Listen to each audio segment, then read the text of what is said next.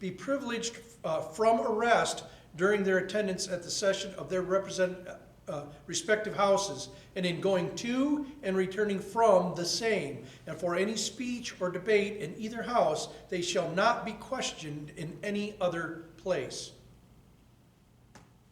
That's to protect political speech, isn't it? We just had 2 cases in Hillsdale where we went after people for political speech. Times they are a-changing. Article 1, Section 6, Clause 2. No senator or representative shall, during the time for which he was elected, be appointed to any civil office under the authority of the United States, which shall have been created, or the emoluments whereof shall have been increased during such time, and no person holding any office under the United States shall be a member of either house during his continuance in office. Article 1, Section 7, Clause 1. All bills for raising revenue shall originate in the House of Representatives, but the Senate may propose or concur with amendments as on other bills. Now, this is a point of contention with me, with my own state, or with my own congressman. He argued that they had to go along to get along because the Senate might not pass the budget. Where does it say here that the Senate must pass the budget? It says all bills for raising revenue. That's for taxes, okay? All bills for raising revenue shall originate in the House of Representatives. Remember, any other bill can originate in the Senate or the House. A revenue bill has to originate where? In the House. Now let's read on. But the Senate, what's that next word? May. Doesn't say must. Doesn't say shall. It says may propose or concur with the amendments as on other bills. As on other bills they must, but as it is to revenue bills, taxation, it says all bills for raising revenue shall originate in the House of Representatives, but the Senate may propose or concur with amendments as on other bills. I would suggest you get a hold of your congressman and have them read that and see what they say. That's always fun. Article 1, Section 7, Clause 2. Every bill which shall have passed the House of Representatives and the Senate shall, before it become a law, be presented to the President of the United States. If he approve, he shall sign it, but if he not, he shall return it with his objections to that House in which it shall have originated, who shall enter the objections at large on their journal and proceed to reconsider it. If after such reconsideration 2/3 of that House shall agree to pass the bill, it shall be sent together with the objections to the other House, by which it shall likewise be reconsidered, and if approved by 2/3 of that House, it shall become a law. But in all such cases, the votes of both Houses shall be determined by yeas and nays, and the names of the persons voting for and against the bill shall be entered on the journal of each House respectively. If any bill shall not be returned by the President within 10 days, Sundays excepted, after it shall have been presented to him, the same shall be a law in like manner as if he had signed it, unless the Congress by their adjournment prevents its return, in which case it shall not be a law. So if they give it to the President, he takes more than 10 days to decide whether to veto it or sign it, accepting Sunday in that 10-day count, it becomes law. But if the President tries to send it back because he vetoed it, and Congress goes scattering to the four winds, oh, we're on vacation, then the 10-day doesn't make it a law. See how they made it fair on both sides? Representative government. A republic if you can keep it. Article 1, Section 7, Clause 3. Every order, resolution, or vote to which the concurrence of the Senate and House of Representatives may be necessary, except on a question of adjournment, shall be presented to the President of the United States, and before the same shall take effect, shall be approved by him, or being disapproved by him, shall be repassed by 2/3 of the Senate and House of Representatives, according to the rules and limitations prescribed in the case of a bill. Article 1, Section 8. Now comes the meat and potatoes, y'all. Article 1, Section 8, Clause 1. The Congress shall have power to lay and collect taxes, duties, imposts, and excises, to pay the debts and provide for the common defense and general welfare of the United States. But all duties, imposts, and excises shall be uniform throughout the United States. You remember the bounty payments for cod fisheries debate? Right there. That's known as the General Welfare and Common Defense Clause. Right there. That's what they were talking about. It didn't give Congress any more power than it had before. 2, to borrow money on the credit of the United States. 3, to regulate commerce with foreign nations and among the several states and with the Indian tribes. What is that clause known as? It's known as the Commerce Clause, right? So to regulate commerce with foreign nations. Okay, regulate meant facilitate back then. But let's take regulate. Let's go ahead and go with the neocons and the progressives. Let's argue this out a little. To regulate commerce with foreign nations.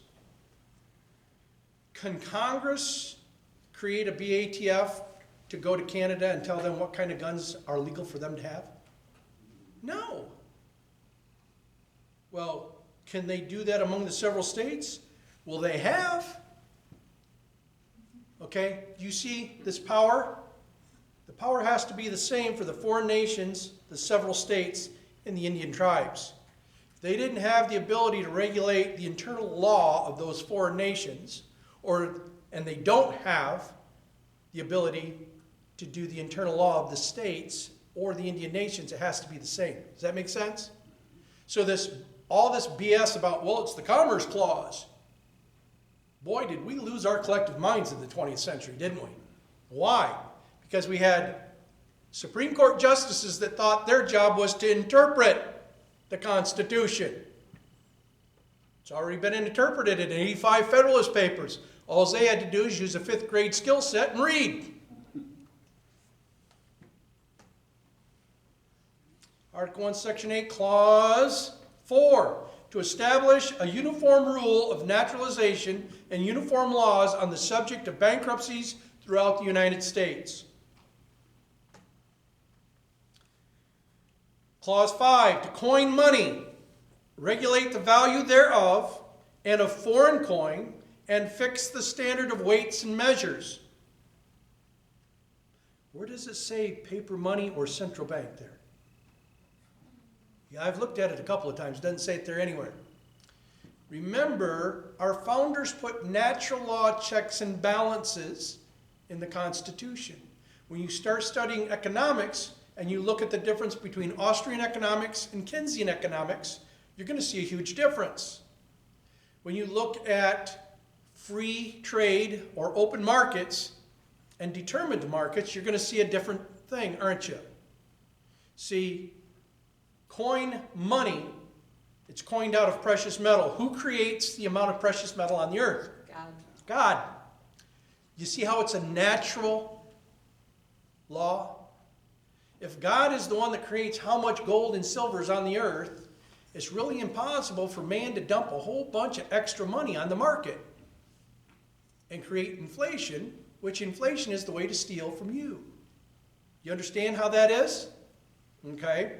So, these little tiny things that don't seem like much, that are very, very important because they're the internal controls on government. Right? We covered that in 51. The external and internal controls. If man were angels, we wouldn't need government, and if government was made of angels, we wouldn't need a constitution. But because none of that's true, we had to have external and internal controls in that constitution, or it would be nothing more than a parchment barrier. That's one of them right there. Doesn't seem like a lot, does it? But do you understand how important it is, especially now in the economic times we're in?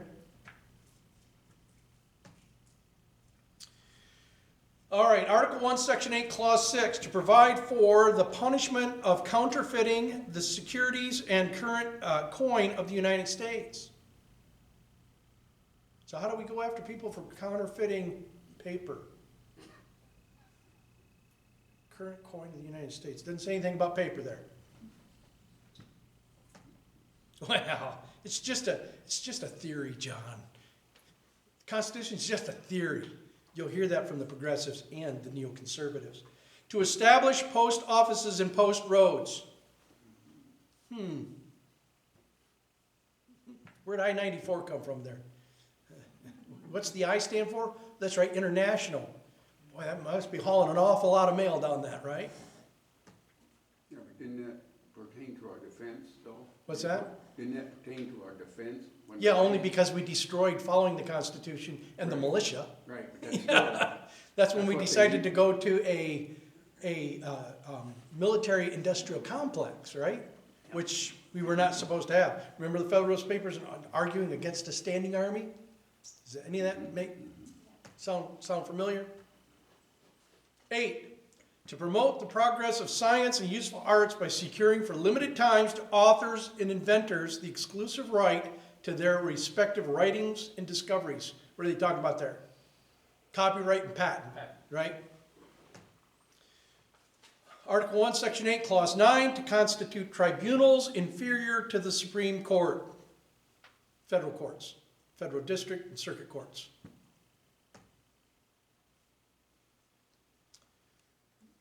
Clause 10, to define and punish piracies and felonies committed on the high seas and offenses against the laws of nations. Clause 11, to declare war, grant letters of marque and reprisal, and make rules concerning captures on land and water. Now, I pronounce that marquee, a lot of people call it mark. But they've got the right to their opinion, even if it is wrong. It's marquee. 12, to raise and support armies, but no appropriation of money to that use shall be for longer term than 2 years. Okay, notice how it says to raise and support armies. It doesn't say to maintain an army, does it? It says to raise and support armies. Remember we talked about standing armies? And also it says for only 2 years. Why? Because that's only for 2 years could they steal out of your pocket to pay for a war.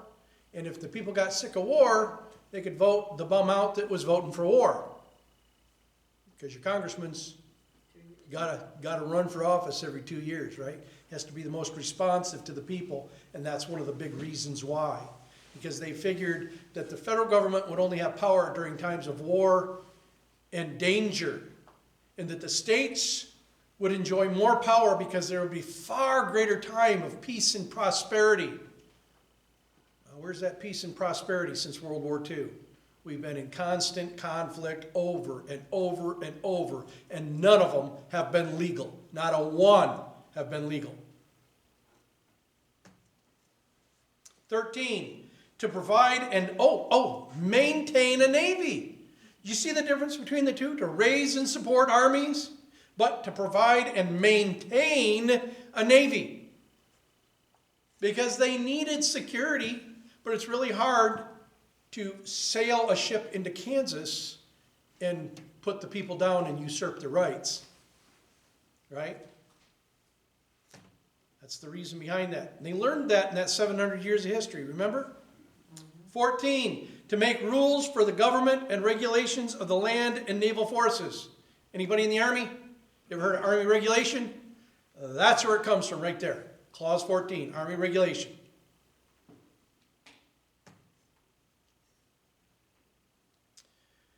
Clause 15, to provide for calling forth the militia to execute the laws of the Union, suppress insurrection, and repel invasions. Nowhere of those three things does it infer that the militia will leave the border of the Union, does it? So the militia, for it to be a militia, must stay within the borders of the Union. Right? Pretty easy. So remember that next time somebody tells you, well, it's the National Guard is the militia. No, you're a fool. That's what you are. They're not the militia. 16, to provide for organizing, arming, and disciplining the militia, and for governing such part of them as may be employed in the service of the United States, reserving to the states, respectively, the appointment of officers and the authority of training the militia according to the discipline prescribed by Congress. Okay? So remember I said the Army regulations? That's given to Congress to come up with those Army regulations. The militia is supposed to be trained by those regulations.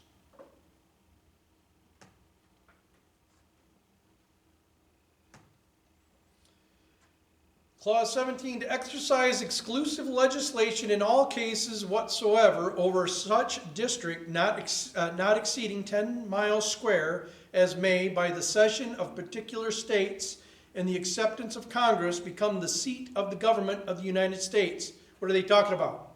D.C. Washington, D.C. So it says to exercise exclusive legislation in all cases in Washington, D.C. So this thing about them trying to make it a state, how's that going to work? How's that going to work? It can't, can it? Because Congress has the right to make all legislation in all cases It would change the rest in of that the state. 10 square miles, huh? Would it not change the rest of the state? Yeah, that's another thing we can talk about too. We won't right now, but yes, that is a good point.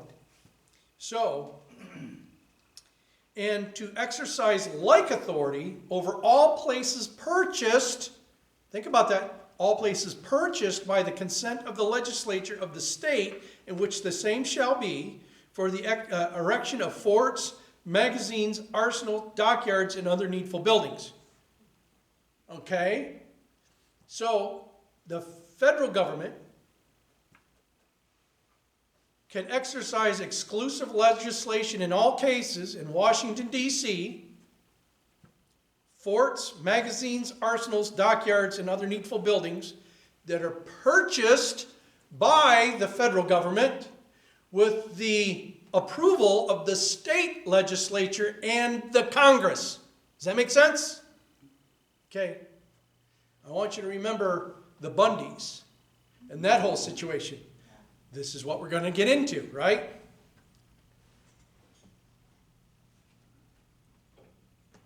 And 18, to make all laws which shall be necessary and proper for carrying into execution the foregoing powers and all other powers vested by this Constitution in the government of the United States or in any department or officer thereof. See, I get this all the time where people go, well, John, the Supremacy Clause says that the federal government is supreme in all things. No. We know from Federalist 39 that there's spheres of control. Well, 17 just told us what the sphere of control of the federal government was, didn't it? Federalist 45 tells us what the sphere of control of the federal government is. So explain to me how the federal government can create a law that you, a citizen of the state of Indiana, is bound to. Doesn't exist. Unless, of course, you go to Fort Atterbury. Then you're under that exclusive control, right? Does that make sense? Man, I'll tell you what, when I show that to some people, they're like, how's that possible? Well, because we've been horrible masters. We've just been going along.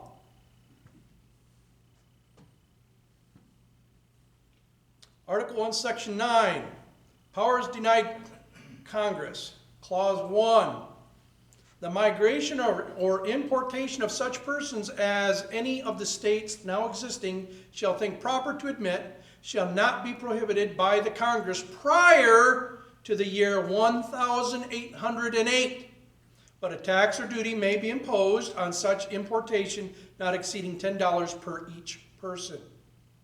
You understand slavery has always been a British institution because we were under a colonial economy. Our founders wanted us to go to a free market economy. Anybody ever have macroeconomics in college? In an economy, you can't turn it on and off like a light switch. There has to be a progression from something into something else. And so by 1808, by 1809, slavery was supposed to be over with. But shocker, Congress didn't do their job in 1809. And so it took us to 1861 and something very bloody to do something that somebody's representative didn't have backbone enough to do.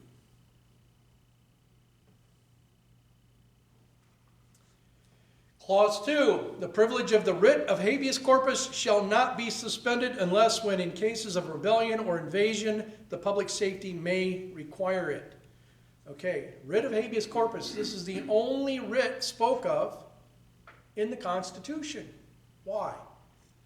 Do we remember our 700 years of history leading up? What's it from? Darnell's case? The Five Knights case? Where the king decided he got rid of the parliament, but he still needed taxes to run a war, but only parliament could give him taxes, so he decided he had a great plan. He was going to call it a forced loan. He went to all the nobles and said, "You're going to give me money and maybe I'll pay it back." And there were 7 knights that said, "No." So he threw them in prison. 5 of them got a hold of Sir Darnell and said, "We want a writ of habeas corpus." They brought it before the court. The court said, "Well, gee, you haven't been charged with anything, so what you did must be so heinous we can't talk about it in the public forum." So they denied the writ of habeas corpus. It was pretty egregious. You think our founders didn't understand that history when they wrote this? They did not want government to have power over the people, to be able to suspend a writ unless there was a case of rebellion or invasion in which the public safety may require it. But only during that time, during the rebellion and invasion. After that, the writ of habeas corpus was supposed to be reinstated. Right? So, when you start going through this, if you've had the 700 years of history and you understand the history, you understand why our founding fathers put certain things where it's at. And what a great thing that they did.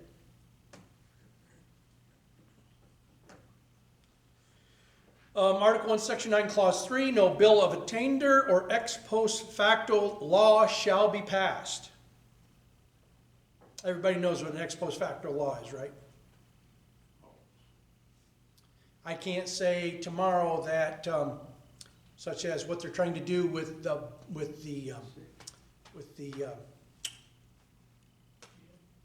Vaccination? no, BATF just came out with a thing for the SBRs. What's it called? Yeah, brace. For the brace. Oh, yeah. Everybody bought them, about 470,000 people bought them. Was it about 1 million? Million people bought them. But anyway, they decided now that they're illegal. And so they passed this law that you either have to turn it in, destroy it, or what was the third option? Well, that was destroy it. So you either have to turn it in, destroy it, or you have to register it as an SBR. Okay. A rifle that did something that didn't need to be registered. Now you got to register it with the federal government, right? It's all the Commerce Clause. Well, wait a minute. I thought that was no ex post facto law, and I thought only Congress could make law. Only the legislature can make law, right? So how is it that we've got one of these alphabet soup agencies creating law? Ask your congressman. See what they say.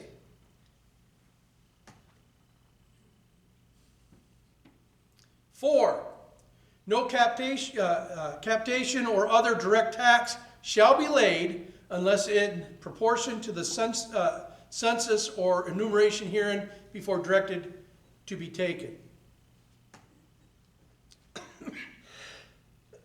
5, no tax or duty shall be laid on articles exported from any state. Remember that whole argument that Madison had in the bounty payments for cod fisheries debate? He said, if you guys are going to do this, okay, well, you know, the hip bone's connected to the leg bone and the kind of thing. He said, then you're going to get to the same thing where you're going to go, well, you know, if we charge a tax on the importation of agriculture equipment and the farmer buys it and uses it and he's got to put that extra on there to sell his thing, then why not just go ahead and tax his export instead of the import, right? He said, if it hadn't been one of the clauses, it says, no tax or duty shall be laid on articles exported from any state. Madison was a sharp cookie. 6, no preference shall be given by any regulation of commerce or revenue to the ports of one state over those of another, nor shall vessels bound to or from one state be obliged to enter, clear, or pay duties in another. They didn't want us being the city-states of Europe. 7, no money shall be drawn from the treasury, but in consequence of appropriations made by law and a regular statement and account of the receipts and expenditures of all public money shall be published from time to time. Anybody get done paying their taxes? Did you pay with a check? No. Who paid theirs with a check? What's it say stamped on the back of that check? Say U.S. Treasury? Yeah. Look and tell us next week. It goes into the state? No. It's supposed to go into the Treasury, right? Where's it go? It's not supposed to be IRS. No, it goes into the what? Are you talking about income or property? Income tax. Where does it go? Federal Reserve Bank. It'll say FRB on the back. That's where it was deposited. FRB, not Treasury. See, FRB isn't any more federal than Federal Express. The Treasury is federal. FRB is a private corporation. Offshore. Absolutely. We wouldn't want to have it here. Of course not. Article 1, Section 10, Clause 1. No state shall enter into any treaty, alliance, or confederation, grant letters of marque and a reprisal, coin money, emit bills of credit, make anything but gold and silver, coin a tender in payment of debts, pass any bill of attainder ex post facto law or law impairing the obligation of contracts, or grant any title of nobility. Tell me what honorable is. Yes, Your Honor. It's a title of nobility, isn't it? You're not supposed to grant them. You shouldn't be called honorable just for winning an election, should you? Just my little thing, just something to think about. But here's another thing that's a bigger thing to think about. Did you pay your state taxes in April? Did you pay it in gold and silver? No. Paper. It says right here. Fiat. It says no state shall, right, make anything but gold and silver coin a tender in payment of debts. Well, look at there. And they don't have an amendment made for that either. Nope. But then again, come on, John, it's just a theory. It's tradition. It's not really like law or anything we have to follow. Come on, we got to go along to get along. 218 votes. Yeah. 218 votes, I can pass anything, said Tim Wahlberg. Okay, Article 1, Section 10, Clause 2. No state shall, without the consent of Congress, lay any imposts or duties on imports or exports except what may be absolutely necessary for executing its inspection laws, and the net produce of all duties and imposts laid by any state on imports or exports shall be for the use of the Treasury of the United States, and all such laws shall be subject